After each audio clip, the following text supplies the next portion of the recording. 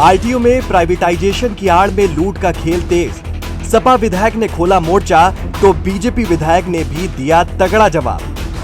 पारदर्शिता का वादा पर परेशान जनता, ये बात इसलिए क्योंकि पिछले कई दिनों से कानपुर का आरटीओ सुर्खियों में है, जिसकी वजह रिश्वत और मनमानी वसूली का खेल कहा जा रहा है।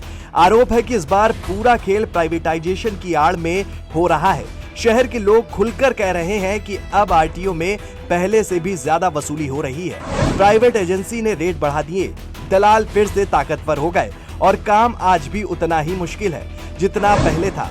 जब इस मामले में जेएमडी न्यूज के संवाददाता ने सपा विधायक हसन रूमी से बात की तो उन्होंने इसे बहुत गंभीर मामला बताते हुए बड़ा खुलासा कर दिया। रूमी ने कहा कि मेरे परिवार के लोगों से भी वसूली हुई है, ये जनता के साथ खुली लूट है। देखिए, भारतीय जनता पार्टी की सरकार ने जब से गद्दी संभाली है, देश और प्रदेश में जितनी सुविधाएं सीधे तौर पर जनता को मिलती थी और उस सुविधाओं को इन लोगों ने अध्ययन किया कि इस सुविधाओं को महंगा करके जनता तक कैसे पहुंचाया जाए। उस पर इन लोगों ने एक बहुत ऑर्गेनाइज वे में ये ठेकेदारी प्रथा के माध्यम से जनता का उत्पीड़न करना शुरू कर दिया। जिस आरटीओ की आप बात कर रहे हैं, उस आरटीओ में मैंने खुद मॉनिटरिंग की है। आरटीओ में पहले लर्निंग लाइसेंस बनाने के बाद पहले ये होता था कि वहीं पर टेस्ट ले लिया जाता था। टेस्ट ले लिया और टेस्ट लेने के बाद जो भी आदमी थोड़ा बहुत सुविधा शुल्क इधर उधर करके आदमी अपना काम कर लेता था।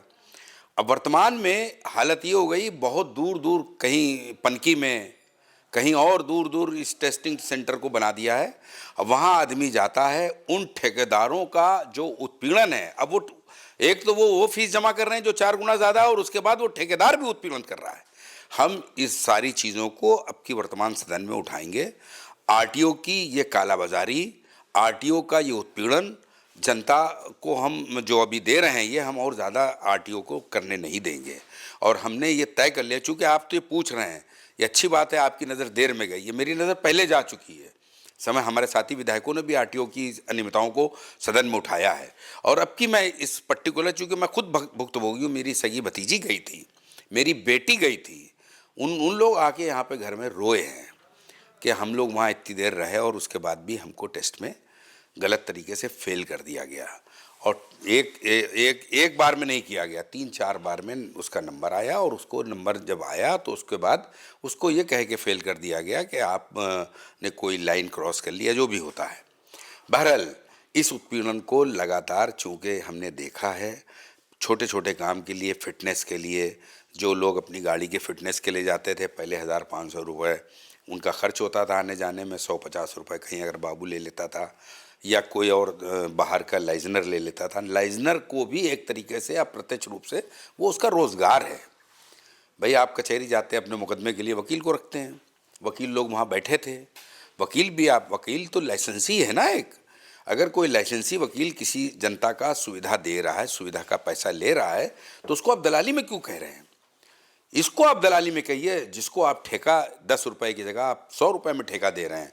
अब वो ठेकेदार ठेका भी ले रहा है, उसके बाद भी लोगों का उत्पीड़न कर रहा है।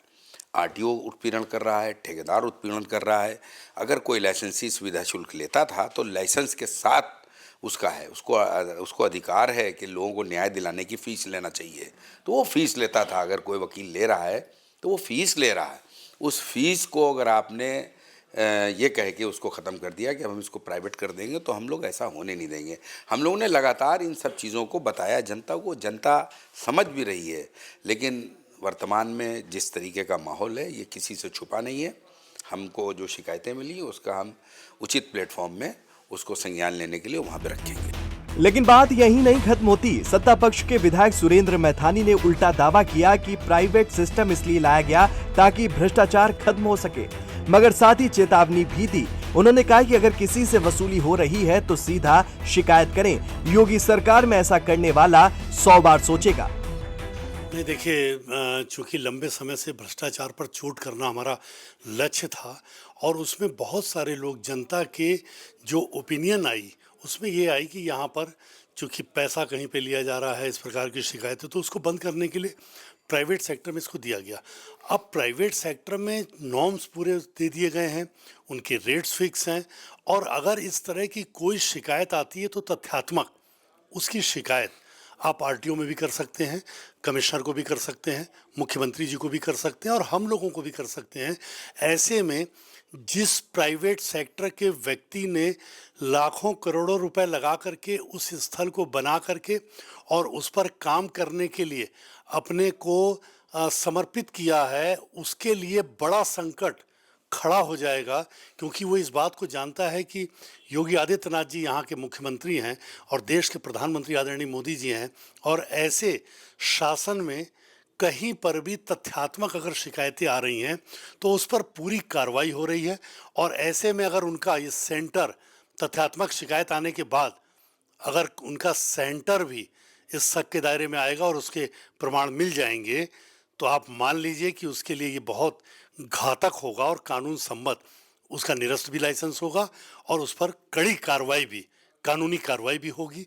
इसलिए मैं आपके माध्यम से सभी लोगों से अपील करना चाहता हूं कि अगर कहीं पर भी ऐसे प्राइवेट सेक्टर में भी कहीं पर भी कोई शिकायत आती है इस तरह की, मुख्यमंत्री पोर्टल पर भी आप डाल सकते हैं, सारे हेल्पलाइन नंबर भी दे रखे हैं, इन राइटिंग में भी भेज सकते हैं, उसकी कॉपी हम लोगों को भेज सकते हैं जिससे हमारे भी संज्ञान में रहे और हम भी उसको लीड कर सकें, जिससे कि कहीं पर भी हमारी सरकार को जो बिल्कुल स्पष्ट मंशा के साथ लोगों की सहायता के रूप में अपनी सरकार को समर्पित कर रही है, उस पर प्रश्न चिन्ह नहीं होना चाहिए। इसके लिए हम सब लोग भी तत्पर हैं, सरकार भी तत्पर है, मुख्यमंत्री जी तत्पर हैं, पर शिकायत जो है वो तथ्यात्मक हो। इस पूरे मामले में सत्ता पक्ष की अगर बात की जाए तो भरोसा दिला रहा है लोगों को, अगर वहीं विपक्ष की बात की जाए तो इस पूरे मामले में सत्ता पक्ष को घेरता हुआ नजर आ रहा है।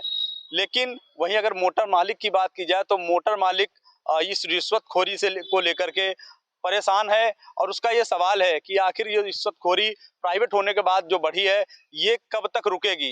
इस बात का जनता भी इंतजार कर रही कि आखिर ये प्राइवेट होने के बाद जो रिश्वतखोरी बढ़ी है ऐसे ही चलती रहेगी या आगे आने वाले समय में इसका कोई हल निकलेगा। अपने सहयोगी राजेश के साथ जहीर खान, जेएमडी न्यूज़ के लिए।